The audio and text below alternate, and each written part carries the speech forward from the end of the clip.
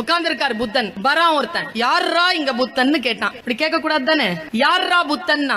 எல்லாருமே அப்படியே ஸ்டக் ஆயிட்டாங்க, ஸ்டன் ஆயிட்டாங்க. கேக்குறல்ல யாரா புத்தன்னா. ஆனந்தன் எந்திரிச்சான், உட்கார வச்சுட்டு புத்தர் சொன்னார், உட்கார்ப்பா நான் தான் அப்படின்னு எந்திரிச்சார். காரி மூஞ்சில துப்பிட்டாங்க, துப்பிட்டான். துப்பின உடனே எல்லாரும் எழுந்திருக்கிறாங்க அவன் அடிக்கிறதுக்கு.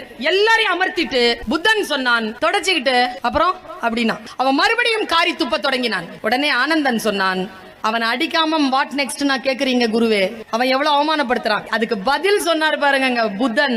புத்தன் சொன்னான், ஆனந்தா உட்கார். வந்தவனுக்கு புத்தன் யார் என்று தெரியாது, யாரா புத்தன் என்று கேட்டுதான் வந்தான்.